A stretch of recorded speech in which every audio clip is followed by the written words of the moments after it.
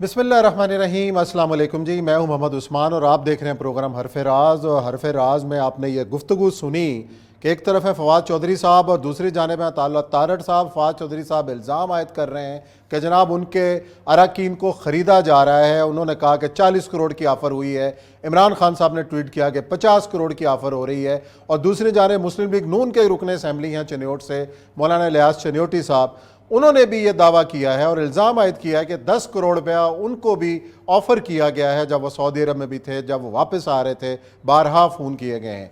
Supreme court कल इस मामले की जो है वो समाअत करेगा और ये मामला लेकर पीटीआई अदालत में गई है। और जिस तरह फवाद चौधरी साहब कह रहे हैं कि एफिडेविट जमा करवाए हैं पाकिस्तान तहरीक इंसाफ के अरकान ने कि नून लीग ने उनको ख़रीदने की कोशिश की है। जरदारी साहब लाहौर में सरगर्म हैं। अब होगा क्या, 22 जुलाई पर सबकी नज़रें हैं। दूसरी जानिब खुद पाकिस्तान मुस्लिम लीग नवाज़ के अंदर एक बयानिए की जंग ऐसे लग रहा है कि छिड़ी हुई है कि जावेद लतीफ़ साहब कुछ कह रहे हैं, साद रफ़ीक साहब भी फ्रंट फुट पे आके खेल रहे हैं। अब मामला क्या है, शिकवे शिकायत हैं कि हमें काम नहीं करने दिया जा रहा, हम बेख्तियार हैं। आखिर ऐसा मामला क्यों है? साथ ही जिक्र करेंगे पाकिस्तान में इस वक्त जो माशी सूरत हाल है और आज भी डॉलर काबू से बाहर है, मामला कहाँ जाके रुकेगा, क्यों क्लैरिटी नहीं है हुकूमत के अंदर इन मामलात में, इस पर बात करेंगे। हमें अभी कराची से ज्वाइन किया है मेरे उस्ताद मोहतरम हैं जनाब नासिर बेग चुगताई साहब ने, और हमें प्रोग्राम में ज्वाइन कर रहे हैं सलीम साफ़ी साहब, सीनियर साफ़ी हैं, तज्ज़िया कार हैं। उनको प्रोग्राम में खुश आमदीद कहूँगा और गुफ्तगू का आगाज़ करूँगा नासिर बेग चुगताई साहब से। नासिर साहब, ये जो मामला चल रहे हैं एक दूसरे पे इल्ज़ाम तराशी के, एक बार फिर एक मंडी लग गई है कि जनाब कोई आए ख़रीदे और वोट दे दे। क्या ये जो लोग हैं इतने ही बच्चे हैं, चूचे हैं कि जनाब किसी के कहने पे आ जाते हैं? पार्टी कमिटमेंट कोई चीज़ नहीं है? बहुत शुक्रिया उस्मान, और बड़ा अच्छा लगा आपसे दोबारा मवासलाती राब्ता बहाल होने पर। असल में बहुत अजीब व गरीब सूरत हाल है। ये मुल्क में कोई नया मंजरनामा नहीं है।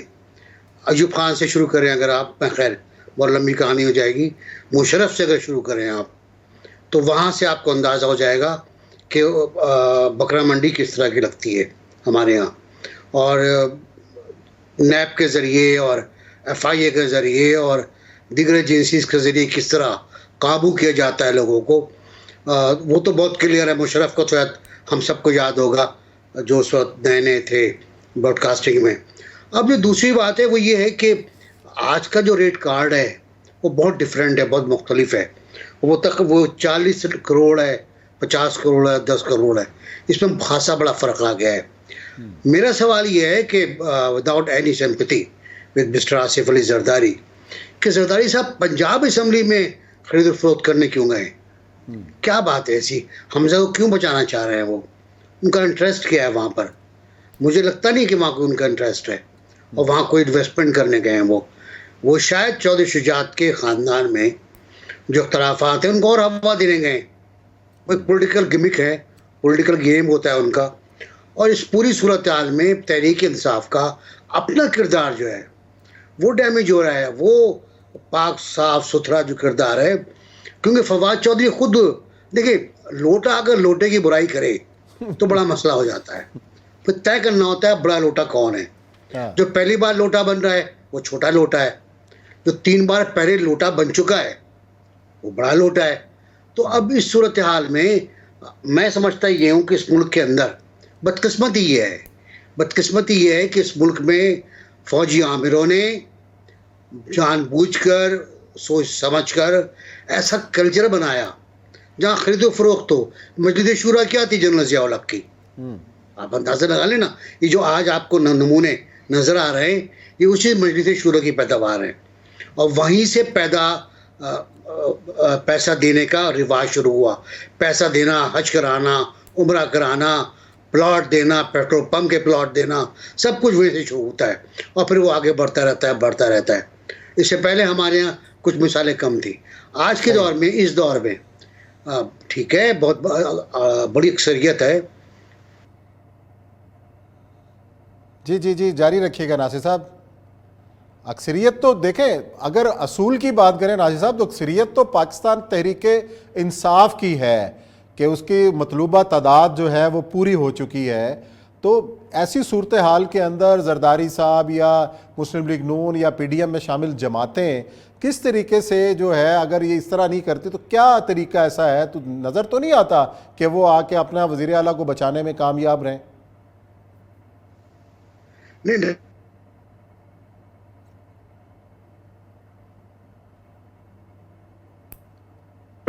जी, आवाज़ में कुछ होना भी प्रॉब्लम है चाहिए, नासिर लेकिन बेग चगताई साहब से, जो मवासलाती राब्ते में कुछ मसाइल हैं, लेकिन चलें बहाल हो गया। नासिर साहब गुफ्तगू का सिलसिला जारी रखिएगा, आपसे मवासलाती राब्ता बहाल हो गया हमारा। तो मैं कह रहा था कि जो सूरत हाल बन रही है उसमें तो जो अक्सरियत है वो तहरीक इंसाफ की है। बिल्कुल, बुजदारों कोई भी हो, परवेज लाई हो, उनका इस्तेकाक बनता है, जिसको चाहें वो चीफ मिनिस्टर बना दें, जिसको चाहें वो, लेकिन उसके जो असरात बाद में तहरीक इंसाफ पर होंगे वो भी उनको भुगतना पड़ेंगे, बाद में वो भी उनको देखना पड़ेंगे। तो मेरा ख्याल ये है कि मुस्लिम लीग नून का कोई इस्तेकाक नहीं बनता, जरदारी साहब को कोई ज़रूरत नहीं है अपने पैसे खर्च करने की। और एक और कंट्राडिक्शन आ रही है, फवाद चौधरी कह रहे हैं ये लूटी हुई दौलत खर्च कर रहे हैं, उसी बयान में कह रहे हैं ये सिंध की दौलत खर्च कर रहे हैं। तो बहुत कंट्राडिक्शन है, कुछ समझ में नहीं आ रहा कि कौन क्या कहना चाह रहा है। लेकिन ऐसी रिवायतें कायम नहीं होनी चाहिए। नहीं होनी चाहिए। असम्बली में गिनती हो और गिनती में जो जीत जाए वही सिकंदर। जी, नासिर साहब हमारे साथ ही रहिएगा। सलीम साफ़ी साहब ने भी हमें ज्वाइन किया है, उनसे पूछते हैं कि जनाब ये जो मामला चल रहा है, अभी तक गेम ऑन है मुस्लिम लीग नून और उसके तादियों की पंजाब में, अगर ऑन है तो किस तरीके से आपको मुमकिन नज़र आ रहा है कि नून लीग पंजाब बचाने में कामयाब हो जाएगी? जी साफ़ी साहब, आपकी क्या राय है इस बारे में? मैं सारी सवाल समझा नहीं कहना। मैं ये कह रहा हूं कि अगर अददी अक्सरियत देखी जाए तो तहरीक इंसाफ के पास है, लेकिन आज सारा दिन तहरीक इंसाफ के जो रहनुमा हैं इस बात का शोर मचा रहे हैं कि जनाब हमारे अरकान को ख़रीदा जा रहा है, बोलियां लग रही हैं, एक रुकन तो तुर्की चले गए हैं। क्या आपको लग रहा है कि 22 जुलाई को आसिफ अली जरदारी एंड कंपनी को सरप्राइज़ दे देगी पंजाब के अंदर और हमजा शहबाज वज़ीर आला पंजाब बरकरार रहेंगे? देखिए उस्मान साहब, आप जानते हैं कि ये एक तो मामूल का इलेक्शन नहीं है बल्कि रन अप इलेक्शन है, और जो कोर्ट के फैसले के मुताबिक हो रहा है, और उसमें जो पार्टी है उसने अपने जो प्रेजेंट अरकान होंगे उसमें ही गिनती होगी। बिल्कुल। अब उसूली तौर पर तो ये है कि बहरहाल ज़िमनी इलेक्शन पीटीआई जीत चुकी है, और अगर सियासत में थोड़ी बहुत उसूल का कोई रमक बाकी है तो उसका तकाजा तो ये है कि पीटीआई को आराम से हुकूमत फॉर्म करने दिया जाए। लेकिन चूँकि इस वक्त हम देख रहे हैं कि गुज़िश्ता कई सालों से पाकिस्तान की सियासत में सीने में दिल तो पहले से नहीं था, लेकिन अब उसकी आंख में कोई शर्म और हया भी नहीं रही है। तो इसकी लाठी उसकी बैंस वाला मामला होता है, और उसी के मुताबिक मसलन ये जरदारी साहब, पहले आपने देखा होगा कि इमरान खान और इन दोनों ने मिल के बलूचिस्तान में ये गेम किया था, फिर सेनेट के इंतखाबात में किया, फिर हमने देखा कि जिनको आजकल न्यूट्रल कहा जाता है तो वही न्यूट्रल उन्होंने पंजाब के अंदर मुस्लिम लीग नून की अक्सरियत के बावजूद उनको हुकूमत फॉर्म करने नहीं दिया। फिर मरकज़ में हमने देखा कि सेनेट में अपोजिशन की अक्सरियत को अक़लियत में बदल दिया गया। फिर एतमाद का वोट जब इमरान खान साहब ले रहे थे तो हमें पता है कि मेंबरान असम्बली को कहीं कमरों में बंद किया गया था, कहीं क्या किया गया था। तो अब जब जरदारी साहब और मुस्लिम लीग नून इकट्ठे हैं तो कुलिया तो जरदारी साहब का चल रहा है, और जिस गेम में फिर चौधरी बरदरान भी हो तो उधर वो गंदा गेम बदकिस्मती से शुरू हो गया है, और एक दूसरे के मेंबरान को वो तोड़ने की कोशिश की जा रही है, जो बड़ी बदकिस्मती है। उसूल की अगर बात की जाए जिसका मौजूदा सियासत से अब कोई सरोकार नहीं है, तो हम तो यही कहेंगे कि भाई अगर वो जीत गए हैं तो उनको गवर्नमेंट फॉर्म करने दिया जाए, नतीजा उसका जो भी निकलता है। लेकिन अमलन जो कुछ हो रहा है तो अमलन मुझे फवाद चौधरी साहब की बात में वज़न इसलिए नज़र आता है कि फवाद चौधरी साहब ख़ानदानी तौर पर पीपल्स पार्टी से वाबस्ता रहे हैं, और जरदारी साहब के साथ मिल के उन्होंने ये काम बड़े अरसे तक किया है।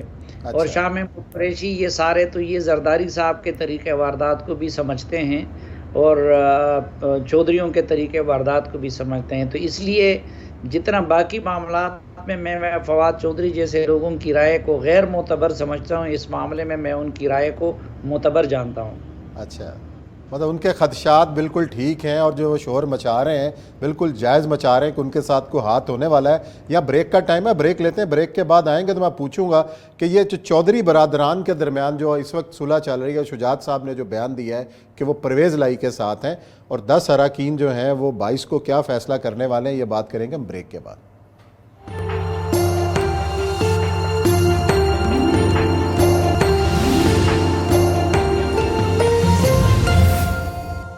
जी नाज़रीन, ब्रेक के बाद आपको खुशामदीद कहते हैं। मैं सवाल छोड़कर गया था ब्रेक से पहले कि चौधरी शुजात हुसैन क्या फ़ैसला कुन किरदार अदा कर सकते हैं 22 जुलाई के मार्के में। जो अरकान असम्बली हैं काफ लीग के, क्या वो यकसू होकर चौधरी परवेज़ लाई के हक़ में वोट इस्तेमाल करेंगे या काफ लीग के अंदर भी कोई डिवीज़न हो सकती है।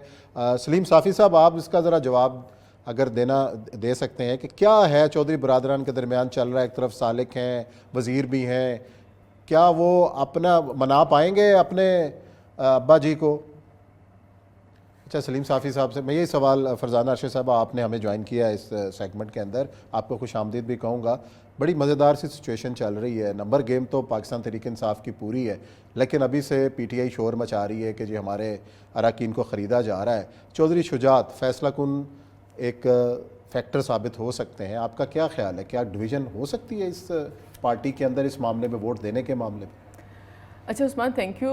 देखिए, एक तो बड़ी ही इंटरेस्टिंग सिचुएशन भी है। इंटरेस्टिंग इस लिहाज से है कि जो सियासी डेवलपमेंट्स हमें नज़र आ रही हैं, लेकिन बहरहाल एक बड़ी डिस्टर्बिंग सिचुएशन इस लिहाज से है कि पॉलिटिकल इंस्टेबिलिटी की वजह से ज़ाहिर है आप देख रहे हैं कि रुपया रोज़ डीवैल्यू हो रहा है because of the unstable situation जो कि हमें ओवरऑल नज़र आ रही है मुल्क के अंदर। तो जहाँ तक बात है चौधरी शुजात हुसैन के हवाले से, तो आई थिंक उन्होंने ये कहा है कि वो परवेज़ इलाही को वोट देंगे, ये नहीं कहा कि वो PTI को वोट देंगे। या मतलब आप ये भी जहन में रखें ना, जितनी तेज़ी से चीज़ें तो परवेज़ इलाही है ना, परवेज़ इलाही है, लेकिन जिस तरह जरदारी साहब ने मुलाकात की है वो परवेज़ इलाही। अच्छा, जरदारी साहब ने मुलाकात के बाद विक्ट्री का निशान बनाया है, तो इसका मतलब बड़ा, मैं समझती हूँ बड़ा गहरा मतलब होता है। जरदारी साहब की मुलाकातें जो हैं वो काफ़ी गहरी मुलाकातें इस हवाले से होती हैं। तो मेरे ख्याल में परवेज़ इलाही साहब, एक तो बात पक्की नज़र आ रही है कि परवेज़ इलाही साहब ही वज़ीर आला बनेंगे, लेकिन ये कि वो किन के वज़ीर आला होंगे, क्या वो इमरान खान साहब की पार्टी के वज़ीर आला होंगे या वो फिर PDM की तरफ से होंगे, तो ये बात जो है आई थिंक ये दोनों तरफ ये भी। अच्छा, ये तो आपने बड़ा नुक्ता उठा दिया। इसका मतलब ये है कि परवेज़ इलाही साहब भी अगर वज़ीर आला बनते हैं तो कल कला को वो इधर भी PDM के वज़ीर आला भी हो सकते हैं। देखे ना, मैं एक दफ़ा पहले बना चुकी थी PDM। बिलखुसूस ये इस बात की तरफ दो चीज़ें हैं आज। एक तो चौधरी शुजात साहब का जो कि पार्टी के सरबराह हैं, ज़ाहिर है उनका ये कहना कि हमारे परवेज़ इलाही वज़ीर आला है। उन्होंने ये नहीं कहा कि हमारे PTI की तरफ वोट जो है वो जाएगा, या उनकी उस अलाइंस की उन्होंने कोई बात नहीं की। दूसरी ये जरदारी साहब वाली जो मुलाकात है, आई थिंक ये दोनों बातें बड़ी इस लिहाज से गहरी भी हैं और इस लिहाज से वो वाली बात जो आप भी कह रहे हैं उस तरफ भी एक इशारा कर रही हैं। तो मेरे ख्याल में 22 तारीख को पता चलेगा कि एक्चुअली पंजाब के साथ क्या हो रहा है और परवेज़ इलाही साहब जो हैं वो किन को रिप्रेजेंट कर रहे हैं। क्या वो खान साहब को रिप्रेजेंट कर रहे हैं या वो PDM को रिप्रेजेंट कर रहे हैं। तो that is very interesting situation. Salim Safi साहब, आप इत्तेफाक करते हैं इस बात से कि कल को अगर परवेज़ इलाही साहब वज़ीर आला बन जाते हैं और फिर अपना वो सियासी वज़न PDM के पलड़े में डालें तो PTI के लिए तो क्या सूरत हाल पैदा हो सकती है ऐसी सूरत में, मुमकिन नज़र आ रहा है? उस्मान साहब, उससे पहले मैं आपसे एक सवाल करना चाहता हूँ। ये जो परवेज़ इलाही साहब का जिस जमात से ताल्लुक़ है, जिसको मुस्लिम लीग काफ कहा जाता है, इसके सरबराह कौन है? शुजात साहब। अच्छा, फिर जो इलेक्शन कमीशन के रूल्स हैं या जो हमारा आईन कहता है, तो उसमें मेंबरान जो होते हैं वो किसके हुक्म के पाबंद होते हैं? पार्टी सरबराह के। पार्टी सरबराह के। अच्छा, अब ये जो मैं कह रहा हूँ ना कि हमारी सियासत के सीने में दिल पहले से नहीं था, लेकिन उसकी आंख से शर्म और हया वो भी रुखसत हो चुकी। तो मैं इस बुनियाद पे कहता हूँ कि चौधरी शुजात हुसैन साहब जो मुस्लिम लीग काफ के सरबराह हैं, वो मरकज़ में बैठे हुए हैं मुस्लिम लीग नून और जरदारी साहब के साथ, और उनके बेटे यहाँ वफाकी काबीना में वज़ीर हैं। और वहाँ पे अब परवेज़ इलाही साहब जो उनके रिश्ता अपनी जगह पे, लेकिन जो उनके पार्टी के MPA हैं वो वहाँ पे PTI के उम्मीदवार हैं। तो पहले तो शुजात साहब अगर कोई रती बर अखलाकियात है तो अपनी ये पोजीशन क्लियर करनी चाहिए कि भाई ये लोग किसके साथ हैं, PTI के साथ हैं या कि उनके साथ हैं। और अब अगर फिर ये है कि अगर चौधरी शुजात साहब ये क्लियर ही नहीं करते कि उनके पार्टी के लोगों को वोट किसको देना चाहिए, तो क्या उन पे फिर डिफेक्शन का इतलाक होगा या नहीं होगा। बिल्कुल। वो अगर परवेज़ इलाही को कहते हैं कि भाई परवेज़ इलाही जो कि PTI का उम्मीदवार है, तो फिर अखलाकियात का तकाजा तो ये है कि मरकज़ में भी चौधरी शुजात इस हुकूमत से निकल जाएं, और अगर वो ख़ुद नहीं निकलते तो फिर जो कुछ भी होता है अखलाकियात का तकाजा तो ये है कि वो उनको यहाँ से निकाल दें। लेकिन जो इससे पहले डॉक्टर साहबा ने बात की है उसमें अपनी जगह पे वज़न है कि परवेज़ इलाही साहब वज़ीर आला बनते हैं या चौधरी शुजात साहब के हाथ में होता है तो वो एक तो अपने आप के वज़ीर आला होते हैं, वो PTI के वज़ीर आला PTI के ज़रिए होंगे, लेकिन वो PTI के वज़ीर आला नहीं होंगे। वो गुजरात के वज़ीर आला होते हैं, वो अपने आप के वज़ीर आला होते हैं, या फिर वो पिंडी के वज़ीर आला होते हैं। वो वज़ीर हो या मुशीर हो या किसी भी मनसब पे हो तो वो इन 3 जगहों के ही होते हैं। तो उस लिहाज से अच्छा, फिर अगर आप देखें ज़ाती हवालों से तो मेरे ख़्याल में इमरान ख़ान साहब की बनिस्बत चौधरी बरादरान जो है वो जरदारी साहब और मौलाना साहब के ज़्यादा करीब हैं ज़ाती ताल्लुकात के हवाले से। तो अब देखते हैं कि वो जब वज़ीर आला बनते हैं तो फिर वज़ीर आला बनने के बाद वो किसके वज़ीर आला रहते हैं, क्योंकि इनका ये भी पता नहीं चलता ना। अब हमने तो ये तमाशा भी देखा कि रात को उनका मुकम्मल सियासी निकाह हो गया मुस्लिम लीग नून के साथ, और जरदारी साहब ने बीच में वो रिश्ता कराने में बहुत बड़े जतन किए थे, मिठाई भी खाई गई। रात के वक्त चौधरी शुजात बेचारे को व्हील चेयर पे डाल के और जरदारी साहब के घर ले गए कि जी आपने बहुत कुछ हमें दिलवा दिया वहाँ से, और उनका शुक्रिया अदा किया। और सुबह पता नहीं उनको एक फ़ोन आ गया या कुछ और आ गया और वो इनको छोड़ के वहाँ पे चले गए, बनीगाला पहुँच गए। फिर अब एक और मसला ये भी है कि ये जो बड़े हैं वो नवाज शरीफ और शहबाज शरीफ हों या फिर परवेज़ इलाही और वजाहत और शुजात हो, ये एक दूसरे से अलग नहीं हो सकते। लेकिन वो जो इनकी नई नस्ल है वो तो एक दूसरे के कज़न्स हैं, जिसको हमारे पश्तो में तरबूर कहते हैं, और उनका आपस में कंपटीशन रहता है। अब मुनिस को और परवेज़ इलाही को देखें, न सिर्फ ये कि माजी में परवेज़ इलाही को बड़ा डाकू कहते थे इमरान ख़ान साहब, बल्कि उन्होंने तड़पाया था मुनिस इलाही को वजारत के लिए 2 साल तक, और इमरान ख़ान पलों में कहते थे कि जी ये करप्ट है, मैं इसलिए इनको वज़ीर नहीं बनाता।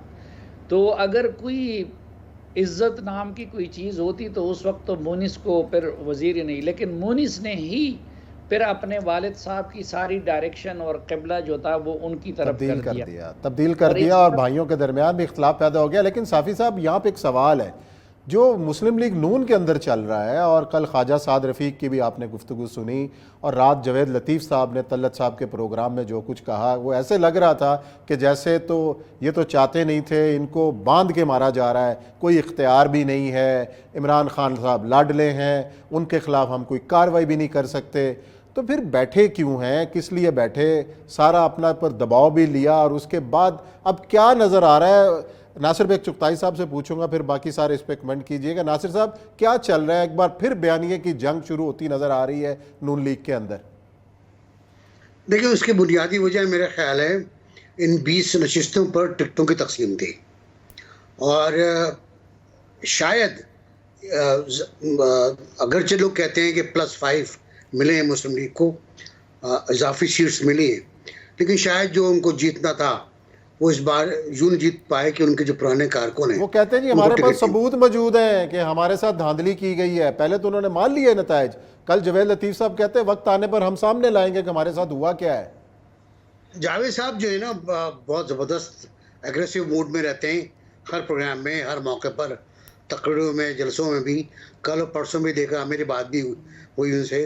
तो एग्रेसिव मूड बहुत रहता है। शायद वो जानबूझ के इस तरह करते हैं कि एक गुड कॉप, एक बैड कॉप जो है वो सामने नजर आए। एक और जो सोच है मुस्लिम लीग की वो नजर आए, मज़ाहमती सोच नजर आए। देखिए, मुस्लिम लीग का जो मज़ाहमती किरदार था वो तो ख़त्म हो गया ना। अब वो लोग उसी किरदार को अच्छा समझते थे। जीटी रोड का जो पूरा एक रैली था, आपको अंदाज़ा होगा। लेकिन अब वो बहुत पैसिव हो गए थे, बहुत ज़्यादा दब गए थे। हुकूमत भी ले ली थी, अब माजरतों के साथ ली थी हुकूमत, माफियों के साथ ली थी कि हम मजबूर हैं लेने के लिए, हमें स्टेट को बचाना है, पॉलिटिक्स को नहीं। तो ये सब मजबूरियाँ थी। और उसमें ज़ाहिर है राना सनाउल्लाह का भी इख्तलाफ था, जावेद साहब का भी इख्तलाफ था, और लोगों का भी, बीबी मरियम का भी खासा बड़ा इख्तलाफ था। मरियम ने 11 मई को गालिबन कहा था या उसके आसपास कि हमें ये मलबा अपने सर पे नहीं लेना चाहिए, लेकिन उसके अगले रोज़ ही कह दिया कि हम मजबूर हैं कि मुल्क को बचाना है। तो कोई ना कुछ तो हो रहा था ना बीच में। तो मुस्लिम लीग के अंदर भी खास इख्तलाफात हैं, दरोड़े खाना इख्तलाफात की खबरें हैं, टिकटॉक पे इख्तलाफात की खबरें, ये मसाइल हैं। लेकिन मैं जी फरजाना साहबा, ये जो मसाइल का जिक्र कर रहे हैं नासिर साहब, क्या इससे निकल पाएगी नून लीग? अब तो ये बात कि जी हमें ट्रैप किया गया है या जो भी है, अपनी मर्जी से आप आए हुकूमत के अंदर, आपने सारा मलबा और दबाव जो है आपने उठाया भी अपने सिर, अब मुस्लिम लीग नून खड़ी क्या है, कैसे निकलेगी इस कन्फ्यूजन से?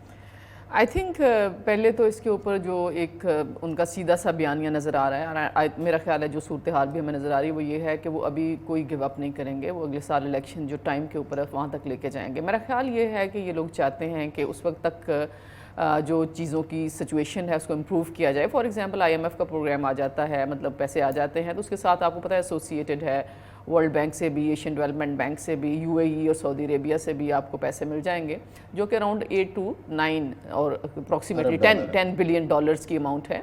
तो उससे उतनी अमाउंट अगर आ जाती है तो आपको पता है फिर आपका बैलेंस ऑफ पेमेंट वगैरह स्टेबल हो जाएगा, आपकी मार्केट के अंदर डॉलर आने से रुपया स्टेबल हो जाएगा। तो ऐसी सिचुएशन में अगर साथ में इंटरनेशनल प्राइसेस गिरती हैं ऑयल की मज़ीद, तो आई थिंक ये ट्रिकल डाउन करेंगे। ये ट्रिकल डाउन उनको करना भी पड़ेगा और ये इंटरेस्टेड भी हैं करने में, ताकि वोटर के पास जाने के लिए इनके पास कोई मवाद हो कि हमने चीज़ों को जो है वो साल, 1.5 साल में, 1.25 साल में इम्प्रूव किया है।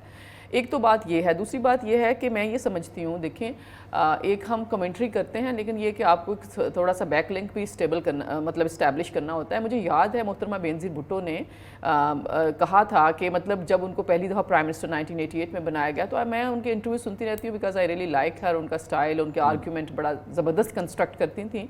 तो उन्होंने इंटरव्यू में उन्होंने कहा था कि मुझे लोगों ने कहा, क्वेश्चन ये था एक्चुअली कि आपने क्या हासिल किया, बिकॉज आपके हाथ बड़े बंधे हुए थे और आपको 2.5-2 साल बाद इनफैक्ट प्राइम मिनिस्टर की सीट से डी-सीट कर दिया गया। तो उन्होंने कहा कि एक्चुअली मुझे अपने पार्टी का सर्वाइवल भी देखना था। तो आप देखें करंट सिचुएशन में जो नून लीग के साथ चल रहा था, इनकी सारी की सारी लीडरशिप जो थी वो पकड़ी हुई थी, ज़्यादातर जाली और फ्रॉड केसेस में पकड़ी हुई थी। राना सनाउल्लाह की तरह की बाकी भी केसेस थे। अपोजिशन लीडर जो है शहबाज शरीफ साहब को 2 दफ़ा जेल में रखा गया। 22 महीने जो है हमजा शहबाज को, पंजाब के अपोजिशन लीडर को जेल में रखा गया। Same with everyone. I mean शाद खान अब्बासी के ऊपर कौन सा केस था, मैं किसी को पता भी नहीं है, और उनको भी जेल में डाला हुआ था। तो आई थिंक उन्होंने अपनी पार्टी के सर्वाइवल के लिए, बिकॉज आपको वोटर्स को भी इंटैक्ट रखना होता है, आपने लोगों को उम्मीद देनी होती है, आपने पार्टी के सपोर्टर्स को भी उम्मीद देनी होती है कि हम इक़्तिदार हासिल करने वाले हैं या हमें इक़्तिदार मिलेगा। ये नहीं करना होता कि लोग होपलेस हो जाएं और आपकी पार्टी इररेलेवेंट हो जाए। आई थिंक इन सारी सिचुएशन को उन्होंने जो है भांपते हुए, वो जो अपॉर्चुनिटी थी, जो भी उनको ऑफर्स की गई कि आप जो है वो डी-सीट करवाएं प्राइम मिनिस्टर को अदम एतमाद के ज़रिए से, और ज़रदारी साहब ज़ाहिर बहुत एक्टिव थे, हमने देखा, और ज़रदारी साहब ने तकरीबन 1 साल लगाया कन्विंस करने में PDM की लीडरशिप को ओवरऑल, मौलाना फजलुर रहमान साहब समेत। तो आई थिंक ये चीज़ें सारी की सारी पेश खैमा बनी इस चीज़ का, जो कि हमें नज़र आता है कि ये मार्च अप्रैल में जो हमें जो है अदम एतमाद की कामयाबी के हवाले से। तो क्या हासिल किया वाली बात ये है कि हासिल तो फ़िलहाल ज़ाहिर है एक अवाम के अंदर रिजेंटमेंट ज़रूर है कि आप फौरी तौर पे कोई डिलीवर नहीं कर सके, लेकिन मेरे ख्याल में अगले 6-8 महीनों के अंदर सिचुएशन जो है वो इम्प्रूव करेगी, जिसमें पार्टी और उनके सपोर्टर्स और वोटर्स को भी एक सॉर्ट ऑफ मिलेगा, एक पॉज आएगा कि वो बिल्कुल सोचेंगे कि मिलेगा, जाहिर है। बिल्कुल मिलेगा। लेकिन मसला ये है कि इमरान खान साहब की अगर सियासत को देखें और उनका जो अग्रेशन देखें, क्या वो ये 8-7 महीने देने के लिए तैयार है नून लीग और इत्तेहादी हुकूमत को कि वो मरकज़ के अंदर आराम से हुकूमत करें और 2023 में इंतखाबात कराएं? साफ़ी साहब, आपको ऐसा मुमकिन नज़र आ रहा है? देखिए, वो अगर हुकूमत में शामिल जो जमातें हैं वो अगर उस तरीके से हुक्मरानी शुरू करे जिस तरीके से होना चाहिए, तो इमरान खान कुछ भी नहीं कर सकते। अभी तक तो मसला ये था कि जरदारी साहब अपने लिए हिस्सा बटोर रहे थे, मौलाना साहब अपने लिए हिस्सा बटोर रहे थे, नून लीग के अंदर अपने लिए एक ग्रुप और दूसरे ग्रुप के हिस्सा बटोरने का अमल जारी था। फिर आपने देखा कि ये PDM, ये 3 महीनों में इनको याद आया कि कोई इसका सरबराही इजलास हो, कुछ और हो। शेरपाव साहब PDM के नायब सदर थे, इन्होंने किसी उसको वज़ीर आज़म की तकरीबी हलफबरदारी में भी नहीं बुलाया गया था। ANP पीपल्स पार्टी के साथ जहेज़ में इत्तेहाद से अलग हो गई थी PDM से, और लेकिन जरदारी साहब ने अपने लिए सब कुछ ले लिया, लेकिन उनको कुछ भी नहीं दिलवाया। अब देखिए, खैबर पख्तूनख्वा का गवर्नर नहीं है, वज़ीर आज़म के एक दस्तखत से वो काम हो सकता है। बलूचिस्तान का गवर्नर नहीं है, गिलगित बल्तिस्तान का गवर्नर नहीं है, चेयरमैन नैब नहीं है। वो अपना लगवाना चाहते हैं, ये अपना लगवाना चाहते हैं। अगर इन चीज़ों से ये निकले और हुक्मरानी शुरू करे तो इमरान खान की ताकत आपने देख ली मार्च के दौरान। ये मीडिया पे और सोशल मीडिया पे ये चीज़ें अलग हैं। मसला ये है कि इन लोगों की माजरत चाहता हूँ, कोई मीडिया मैनेजमेंट नहीं है। वहाँ पे बुशरा बीबी से लेके इमरान खान तक और शहबाज गिल से लेकर चौहान तक वो सब मीडिया मैनेजर है और मीडिया को इस्तेमाल कर रहे हैं। इनके यहाँ आपने देखा होगा कि हुकूमत सब कर रहे हैं, लेकिन सफाई सिर्फ मरियम औरंगज़ेब को देनी पड़ती है या जवाबी बयानियाँ उनको देना पड़ता है। अब ये साजिश का क्या ड्रामा है, झूठ में मबनी बयानियाँ हैं, अभी तक ये लोग उसको भी पूरी तरह डिबंक नहीं कर सके। तो मेरे ख़्याल में वो इतना बड़ा थ्रेट नहीं है जितना कि उन्होंने। हाँ, फिर एक और चीज़ भी जहन में रखनी चाहिए कि इमरान खान साहब इस वक्त अपने एग्रेशन के ज़रिए वो कभी फ़ौज को ब्लैकमेल करते हैं जब इलेक्शन कमीशन के साथ केस आने वाला हो। अब ये शोर तो पीपल्स पार्टी और मुस्लिम लीग, नून और JUI को इलेक्शन कमीशन के ख़िलाफ़ मचाना चाहिए था कि 8 साल हो गए आप लोगों ने पार्टी फंडिंग केस लटकाया हुआ है, लेकिन ये लोग तमाशाई बैठे हुए थे और अब उनको जब फैसले का ख़तरा महसूस होता है तो वो इलेक्शन कमीशन पे चढ़ दौड़ते हैं। सुप्रीम कोर्ट में कोई मसला होता है तो वो उधर चढ़ दौड़ते हैं। लेकिन अगर ये तरीका कारगर साबित हुआ और कोई इदारा इमरान खान की ब्लैकमेलिंग के आगे झुक गया तो और उसके नतीजे में कोई फैसले किए तो ये मुल्क के लिए बड़ा खतरनाक होगा। अभी तक तो वो सब कुछ अपना मनवाने के लिए जो है वो तो तैयार हैं कि इन्होंने मनवा लिया, उनको तो ये तो माननी पड़ेगी ना। कल जवेद लतीफ़ ने भी यही कहा कि हम तो करप्शन के केस भी उस पर शुरू नहीं कर सके। नहीं तो जावेद लतीफ़ से कहें कि पहली बात तो ये है कि वो अपनी पार्टी को और अपनी हुकूमत को दोस्त कर ले, और ये भी इनकी बात ड्रामाबाजी है। देखें, ये खामखा ऐसी कर, इसमें से कोई काम भी मियां नवाज शरीफ की मर्जी के बगैर नहीं हुआ है। हर कोई जानता है कि नून लीग के अंदर वीटो पावर उनके पास है। पीपल्स पार्टी में भी मुख्तलिफ सोचें हैं, रज़ा रब्बानी की कुछ सोच है, कमर जमान कायरा की अलग सोच है, लेकिन उधर वीटो पावर जरदारी के पास है, PTI के अंदर भी है। तो ये जो कुछ हुआ है ये नवाज शरीफ साहब की मर्जी से हुआ है। बहुत शुक्रिया सलीम साफ़ी साहब, नासिर बेग चुगताई साहब और फरजाना अरशद साहिबा, आपने हमें ज्वाइन किया। यहाँ ब्रेक का वक्त है, ब्रेक के बाद आएंगे और जिक्र करेंगे मुल्क की माशी सूरत हाल का कि डॉलर को आखिर रोक क्यों नहीं लग रही।